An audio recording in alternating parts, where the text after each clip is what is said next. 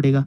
उसके लिए क्या, जो भी आपका इन्फेक्शन कंट्रोल ऑफिसर है या क्वालिटी मैनेजर है या नर्सिंग सुपरिटेंडेंट है या फिर इंचार्ज है, वो क्या करेगा, वो सभी स्टाफ को प्रॉपर ट्रेनिंग देगा कि भाई एक्चुअली जब भी आप हैंड हाइजीन प्रोटोकॉल फॉलो करोगे तो आपको WHO की गाइडलाइन को फॉलो करना है, जो कि आपकी 5 मूवमेंट वाली होती है और आपकी जो 11 मूवमेंट वाली होती है।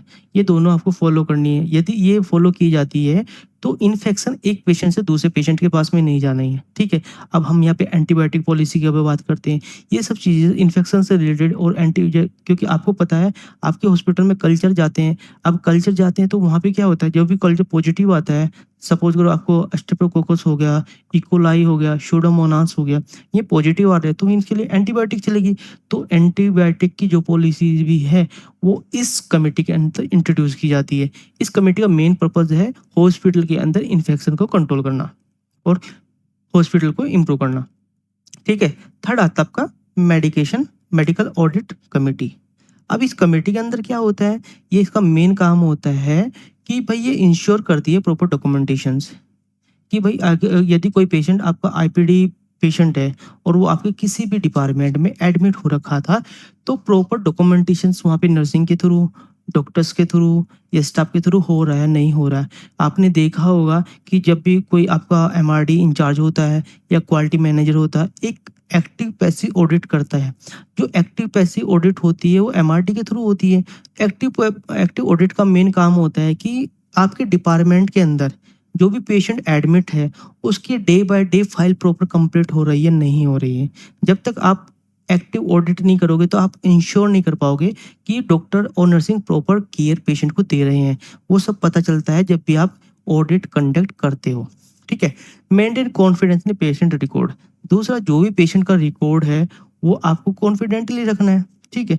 आप दूसरा उसके लिए कुछ प्राइवेसी की भी रिक्वायरमेंट होती है। आप उस पेशेंट से रिलेटेड डिजीज के बारे में भी किसी को नहीं बताता।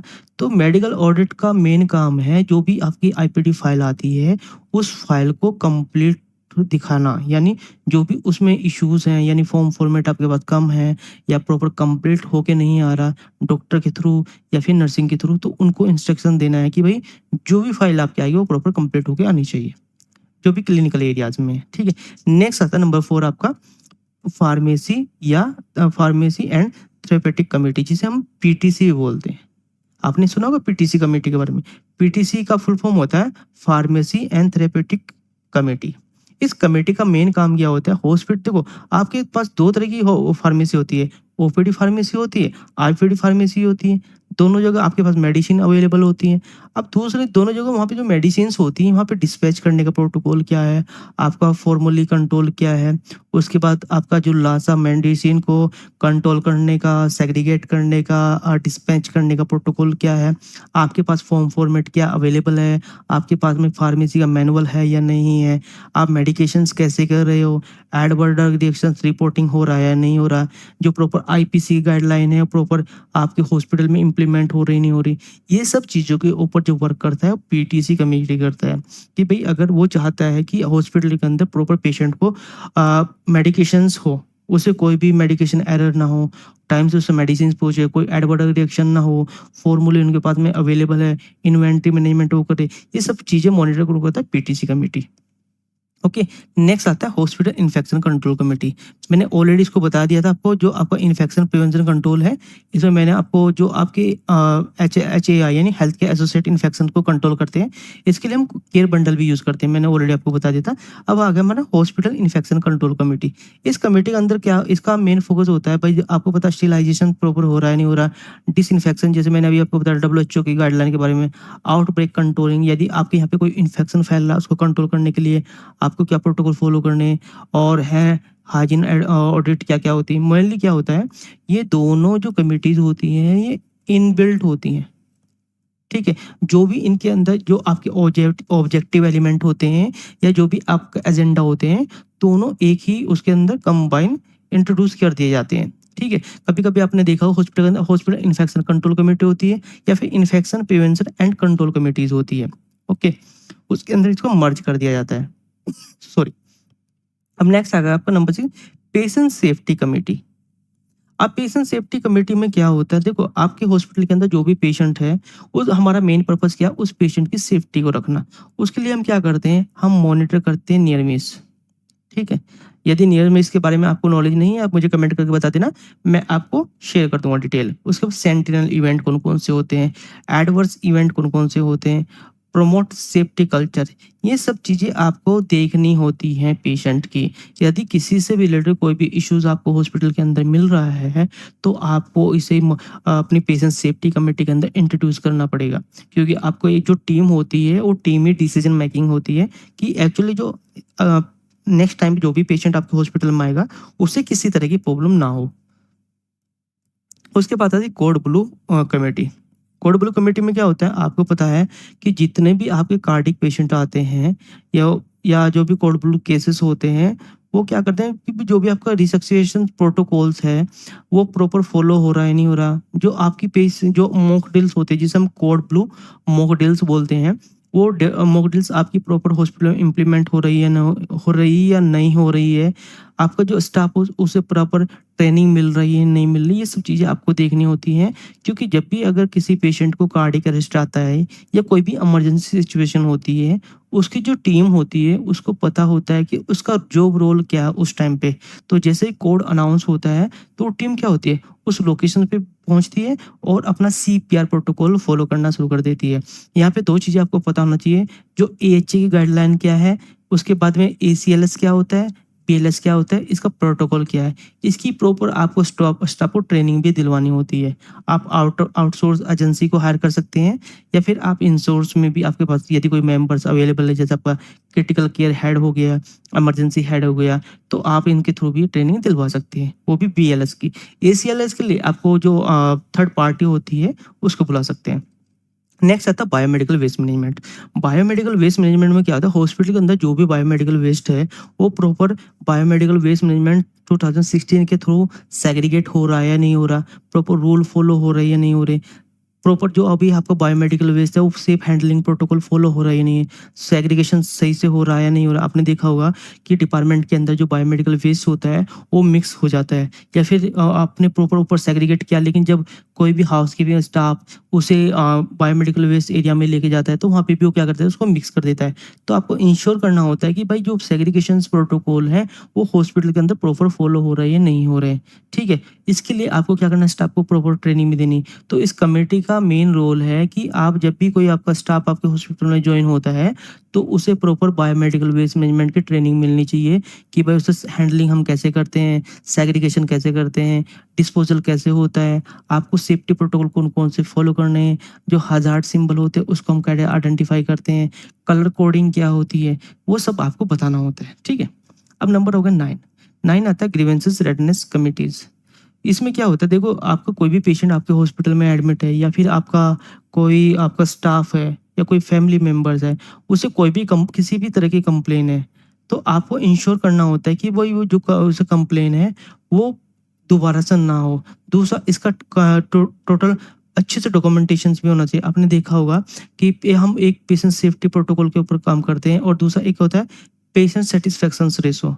पेशेंट सेटिस्फेक्शन रेशो ये होता है कि हॉस्पिटल का जो भी पेशेंट आ रहा है, उसको किसी तरह की प्रॉब्लम नहीं हो रही। कभी कभी आपने देखा होगा, जो डॉक्टर्स जो पेशेंट्स के साथ में लड़ाई करने लग जाते हैं, और नर्सिंग स्टाफ पेशेंट के साथ में बहसबाजी करने लग जाती है। तो इस कंडीशंस में क्या होता है, यदि वो कंप्लेन कर सकता है ना, जो आपका पेशेंट है, कि भाई यहाँ पे तो मेरे साथ में अच्छा बिहेव नहीं किया गया, नर्सिंग स्टाफ भी आर्ग्यूमेंट करती है, डॉक्टर भी आर्ग्यूमेंट करता है। तो इस तरह की यदि कोई कंप्लेंट मिलती है, इस कमेटी के अंदर उसको इंट्रोड्यूस किया जाता है कि फ्यूचर में उस तरह की प्रॉब्लम ना हो। फिर आता है क्रेडेंशियल एंड प्रिविलेजिंग की कमिटीज। इसका जो मेन काम होता है, यहाँ पे दो चीजें होता है, उस डिपार्टमेंट जिस डिपार्टमेंट का कोई स्टाफ है, दूसरा आपका HR डिपार्टमेंट। ये जो होता है, ये वेरीफाई होता है, जैसे कि आपका क्वालिफिकेशन क्या है। सपोज करो कि मैंने BSc MLT किया है, या मैंने BSc नर्सिंग किया है, मैं किसी हॉस्पिटल के अंदर जाता हूँ, तो सबसे पहले मेरा वेरिफिकेशन भी तो होना चाहिए कि भाई जो डॉक्यूमेंटेशन मेरे पास अवेलेबल है, जो भी मेरी क्वालिफिकेशन है, वो एक्यूरेट रियल है या नहीं, ऐसा तो ना उन्होंने फेक डॉक्यूमेंट बना के और जॉब ले लियो। तो जो एचआर डिपार्टमेंट होता है इसको वेरीफाई करता है। उसके बाद क्लिनिकल प्रिविलेजिंग कंसल्टेंट। अब दूसरा जो आपके प्रिविलेजिंग होती है आपकी कंसल्टेंट की होती है, डॉक्टर्स की होती है, नर्स की होती है, पैरामेडिकल की होती है। भाई आप जब वो उस डिपार्टमेंट में आएगा, जो प्रिविलेजिंग किस पे होगी, उसकी क्वालिफिकेशन और उसके एक्सपीरियंस की बिहाफ पे। एक्सपीरियंस उसका बताएगा भी इसको कौन कौन सा काम आता है, वही सब चीज़ें आपको प्रिविलेजिंग फॉर्म में मिल जाएंगी। ये सब चीज़ें इंट्रोड्यूस होती हैं आपकी क्रेडेंशियल एंड प्रिविलेजिंग कमेटी के अंदर। ठीक है, उसका मेन फंक्शन है कि भी ये चीज़ें होनी चाहिए। ठीक है, नेक्स्ट आता है आपका एथिक कमेटी या क्लिनिकल। अब ये सपोज करो कहीं पे कोई रिसर्च होता है, आपने देखा होगा कुछ हॉस्पिटल्स ऐसे होते हैं जहाँ पे रिसर्च होता है, वहाँ पे ये फॉलो होती है एथिक कमेटी। नेक्स्ट आता है डिजास्टर मैनेजमेंट कमेटी। इसकी आपको अच्छे से नॉलेज होनी चाहिए कि डिजास्टर मैनेजमेंट कमेटी में पहले तो आपको डिजास्टर मैनेजमेंट के बारे में पता होना चाहिए, फिर आपको डिजास्टर मैनेजमेंट मॉडल के बारे में पता होना चाहिए, फिर डिजास्टर मैनेजमेंट कमेटी के बारे में। क्योंकि यहाँ पे देखो टीम होती है काम करने के लिए, वो टीम करती है। अब दूसरा आपके हॉस्पिटल में किस तरह के डिजास्टर हो रहे हैं, भाई इंटरनल डिजास्टर हो रहा है या फिर एक्सटर्नल हो रहा है। ठीक है, आपने प्रॉपर मॉडल करा रहे हैं नहीं कराए, आपने डिजास्टर का प्लान अपडेट किया नहीं किया एनुअली बेसिस पे। आपने जो मेडिकेशन, यदि कोई भी मेडिकेशन इमरजेंसी आपके हॉस्पिटल के अंदर आती है तो आपने प्रिपरेशन की या नहीं की, उसके लिए आप क्या करोगे, आप एक मॉक ड्रिल कंडक्ट करा सकते हो। ठीक है, जिसे हम डिजास्टर मैनेजमेंट मॉक ड्रिल से बोलते हैं। उसे आप कोड अनाउंस करोगे तो टीम वहाँ पे प्रॉपर आप पे पहुंचेगी।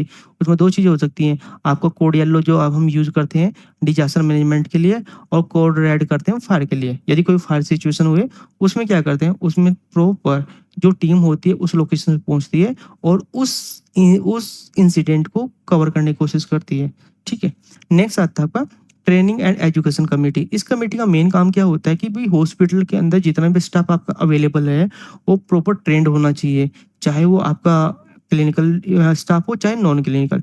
इसके लिए आपको डेली बेसिस का एक शेड्यूल बनाना होता है ट्रेनिंग का, जिसमें आपको CME, BLS, ACLS, fire drill and infection control training, ये कुछ टॉपिक्स होते हैं। फिर उसके बाद में आपका कम्युनिकेशन स्किल्स हो गया, उसके बाद आपका इमरजेंसी कोड हो गए, उसके बाद में हमने आपको इमरजेंसी कोड के मॉडल के बारे में ऑलरेडी बता दिया। ये सब चीज़ें आपकी कवर होती है ट्रेनिंग एंड एजुकेशन कमेटी।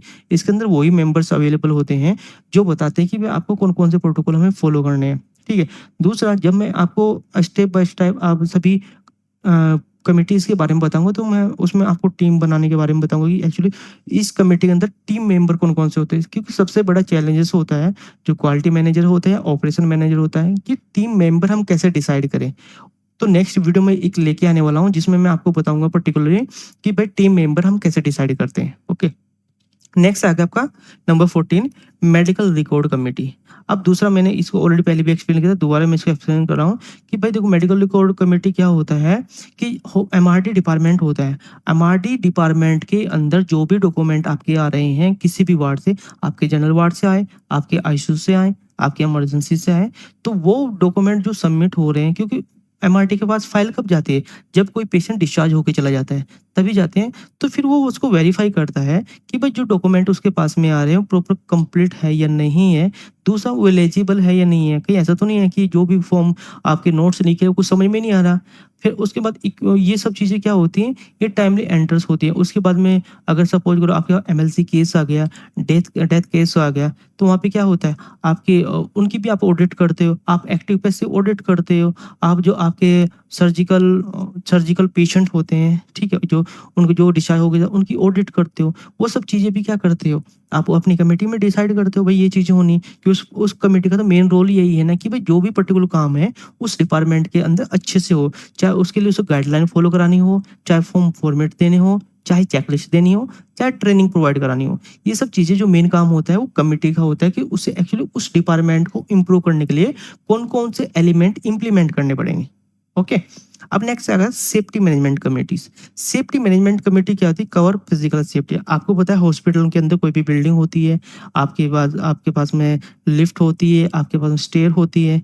ठीक है, यदि आपके हॉस्पिटल में कोई भी इंसिडेंट होता है, सपोज कोई फायर इश्यूज हो गया, तो उस कंडीशन में आप क्या करोगे? कोई बिल्डिंग टूट कर गिर गई, कोई केमिकल गिर गया, तो या कोई भी इन्वायरमेंटल डिजास्टर गया, तो उसे आप कैसे कंट्रोल करोगे? तो उसके लिए आपको प्रॉपर अपनी साइनेज डिस्प्ले करनी है। आपने देखा ना, जैसे फायर एग्जिट वाले हम साइनेज डिस्प्ले करते हैं, फायर प्लान डिस्प्ले करते हैं, फ्लोर प्लान डिस्प्ले करते हैं, वो सब इसके अंदर ही आता है, जिससे कि सेफ्टी मैनेजमेंट प्रोटोकॉल फॉलो हो सके हॉस्पिटल के अंदर। ठीक है, अब नेक्स्ट चलते हैं हम। नेक्स्ट है हमारा, हमें कुछ डॉक्यूमेंट की रिक्वायरमेंट रहती है जब भी हम कमेटी कंडक्ट कराते हैं, है नहीं? सबसे पहले क्या होता है, सबसे पहले जब भी आप कमेटी कंडक्ट कराओगे तो आपको ये पैरामीटर याद होने चाहिए। सबसे पहले हम क्या करेंगे, हम बनाएंगे अपना committee formation orders. Committee formation order का मतलब क्या होता है कि भाई हम एक अपना शेड्यूल बनाएंगे कि भाई हमें एक्चुअली कोई भी ऑडिट कब करानी है। देखो, यदि आपके पास में शेड्यूल नहीं है तो आप ऑडिट कंडक्ट नहीं करा पाओगे, क्योंकि मोस्टली आपको पता है अब एज पर एनएबीएच गाइडलाइन आपको मंथली बेसिस पे कमेटी कंडक्ट करानी होती है हॉस्पिटल के अंदर। तो आपका जो ऑफिशियल डॉक्यूमेंट है वो आपको फॉर्मेट होना है। आपने देखा, आप सर्कुलर निकालते हो तो सर्कुलर का जो प्रॉपर फॉर्मेट आपके पास अवेलेबल होना चाहिए, उसके मेंबर्स प्रॉपर आपके पास में अवेलेबल होना चाहिए, उसके बाद में उसका जो रोल रिस्पॉन्सिबिलिटी वो भी आपको प्रॉपर आपको मेंशन करनी है। ओके, नेक्स्ट आता है टूर। टूर के बारे में लोगों को नहीं पता होता। टूर की जो फुल फॉर्म होती है term of reference, define the scope, objective, duty, structure of the committees. इसमें होता क्या है, सपोज करो कि किसी टीम के अंदर 10 मेंबर है, लेकिन उसमें कोई नया एक मेंबर हमें और ऐड करना है, तो उसके लिए हमें क्या करना पड़ेगा, जब भी वो मेंबर्स उस कमेटी के अंदर आएगा तो उसको हमें बताना पड़ेगा कि भाई आपका यहाँ पे काम क्या क्या है, हम कौन कौन से ऑब्जेक्टिव एलिमेंट पे काम कर रहे हैं, हमारा जो टास्क क्या है और आपका जॉब रोल क्या रहेगा, वो सब चीज़ें उसको बतानी होती है। फिर उसके सिग्नेचर होते हैं सबके, और फिर उसे हम मेंबर्स इंट्रोड्यूस करके अपनी जो भी हमारी अटेंडेंस सीट होती है उसमें ऐड कर लेते हैं। ठीक है, अब कमेटी चैप्टर। अब आपको यदि लगता है कि मुझे किसी डॉक्यूमेंट के बिहाफ पे मुझे अपनी कमेटी कंडक्ट करानी है, तो आप उसकी भी समरी को डिटेल में ऐसे शो कर सकते हो। ठीक है, जैसे सपोज करो आपको कोई लीगल कंप्लाइंस के ऊपर करनी, भाई मेरे क्लिनिकल एक्सपेरिमेंट का जो लाइसेंस है उसमें प्रॉब्लम हो रही है, या फिर मेरा बायोमेडिकल वेस्ट मैनेजमेंट का प्रॉब्लम हो रही है, तो उनके बारे में। फिर आता है मीटिंग एजेंडा। अब ये मेन होता है, क्यों भाई, सपोज करो आपने कोई कमेटी तो कंडक्ट करा दी कमेटी में, लेकिन आप बात किस चीज़ पे करोगे, आपको ये तो पता होना चाहिए ना कि भाई कौन कौन से पॉइंट मेरे होंगे। उसके लिए सबसे आसान तरीका ये है, जब भी आप ऑपरेशन राउंड लेते हैं, आप क्वालिटी राउंड लेते हैं, आप एडमिनिस्ट्रेशन राउंड लेते हैं, या फिर ऑडिट करते हैं, तो वहां पे आपको कुछ गैप मिलते हैं। जो गैप आपको उस टाइम पे मिले, उन गैप को आप आइडेंटिफाई करके एक पेपर पे लिख के आपको इंट्रोड्यूस करना है अपने एजेंडा के लिए। उसके बाद आपको एमओएम बनाना, मिनट्स ऑफ मीटिंग बनाना, फिर आपको एक्शन टेकन लेना जो भी आपके एजेंडा थे उसके ऊपर, फिर आपको करेक्टिव एक्शन लेना, फिर प्रिवेंटिव एक्शन, उसके बाद में आपको रिपोर्ट बना देनी है। तो ये सब चीजें थी आपकी हॉस्पिटल कमेटी के अंदर। तो अब हम मिलते हैं आपको नेक्स्ट वीडियो में, उसमें बताएंगे हम आपको एमओएम के बारे में। थैंक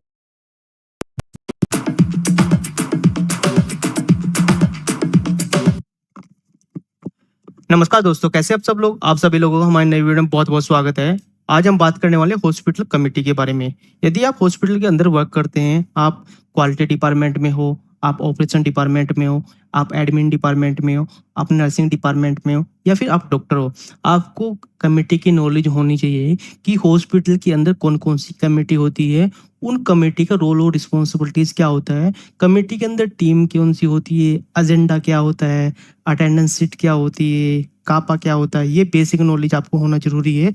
आज इन्हीं टॉपिक को हम इस वीडियो के अंदर कवर करने वाले हैं।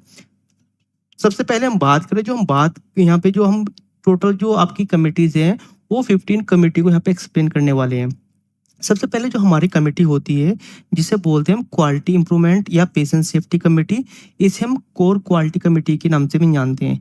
इस कमेटी का मेन पर्पस क्या होता है, हॉस्पिटल के अंदर क्वालिटी प्रोग्राम को इम्प्लीमेंट करना। आपको पता है, जैसे इमरजेंसी क्वालिटी इंप्रूवमेंट प्रोग्राम होता है, ओटी क्वालिटी इंप्रूवमेंट प्रोग्राम होता है, रेडियोलॉजी क्वालिटी इंप्रूवमेंट प्रोग्राम होता है, पैथोलॉजी होता है, ब्लड बैंक होता है।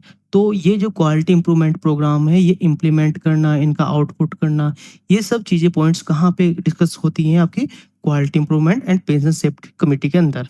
उसके बाद में जो भी हमने क्लिनिकल ऑडिट किए हो वो सब, उसका पेशेंट सेफ्टी इनिशिएटिव्स, मॉनिटरिंग जो हमारे क्वालिटी इंडिकेटर हो गए, ऑडिट हो गई जो हमारी नॉन क्लिनिकल होगी, पेशेंट सेफ्टी गोल हो गए जो हमारा क्लिनिकल आउटकम होता है, तथा एक्रेडिटेशन रेडीनेस, ये सब चीज़ें, ये हमारे कुछ पॉइंट्स होते हैं जो हम क्वालिटी इंप्रूवमेंट और पेशेंट सेफ्टी कमेटी के अंदर डिस्कशन करते हैं।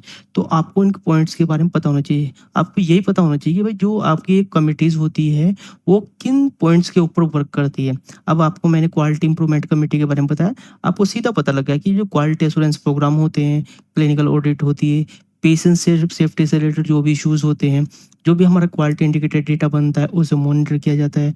जो भी हम इंटरनल ऑडिट करते हैं, पेशेंट सेफ्टी के लिए हम कौन-कौन से प्रोटोकॉल फॉलो करने वाले हैं, हमारे पास में जो भी पेशेंट्स यहाँ पे आ रहा है, उसका क्लिनिकल आउटकम क्या है, उसके ऊपर जो डिस्कशन होता है, वो आपका क्वालिटी कोर कमेटी के अंदर होता है। ठीक है? सेकंड आता है infection control and infection prevention and control committee. भाई आप सीधा समझ गए होंगे कि भाई आईपीसी है, इसका मतलब ये इन्फेक्शन को कंट्रोल करने के लिए काम करते होंगे। तो यहाँ पे आपको पता होना चाहिए, मोनली सबसे पहले पता होना चाहिए आपको HAI यानी हेल्थ केयर एसोसिएट इन्फेक्शंस। आपको पता है कि आपके हॉस्पिटल के अंदर मल्टीपल पेशेंट आते हैं, उनको इन्फेक्शन भी होता है, जैसे आपका क्लेप्सी हो गया, कोटी हो गया, वेप हो गया, SSI हो गया, या आपका ये सब जो आपके हेल्थ केयर एसोसिएट इन्फेक्शंस होते हैं, इसकी आपको नॉलेज भी होनी चाहिए। और दूसरा, इस कमेटी का मेन फंक्शंस ये है कि आपके हॉस्पिटल के अंदर कोई भी इन्फेक्शन ना फैले, चाहे वो पेशेंट से रिलेटेड हो, चाहे वो आपका स्टाफ से रिलेटेड हो। दूसरा, इन्फेक्शन को कंट्रोल करने के लिए हमें कुछ पॉलिसीज़ की रिक्वायरमेंट रहती है, वो पॉलिसीज़ को भी इंट्रोड्यूस करना, उसको इम्प्लीमेंट करने का काम है इस कमेटी का। ठीक है? उसके बाद बायोमेडिकल वेस्ट मैनेजमेंट हो गया, निडिलिस्टिक इंजरी हो गया, उसके बाद ऑडिट होती है।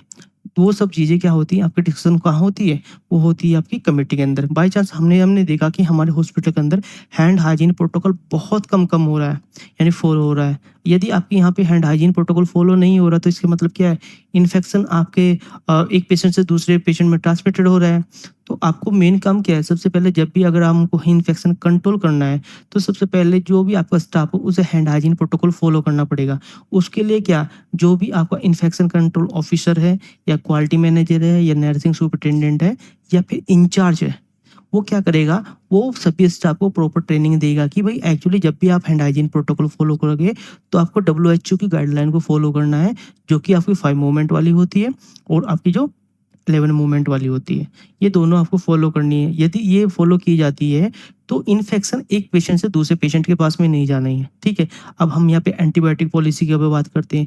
ये सब चीज़ें इन्फेक्शन से रिलेटेड और क्योंकि आपको पता है, आपके हॉस्पिटल में कल्चर जाते हैं। अब कल्चर जाते हैं तो वहाँ पे क्या होता है, जब भी कल्चर पॉजिटिव आता है, सपोज करो आपको स्ट्रेप्टोकोकस हो गया, इकोलाई हो गया, स्यूडोमोनास हो गया, ये पॉजिटिव आ रहे हैं, तो इनके लिए एंटीबायोटिक चलेगी।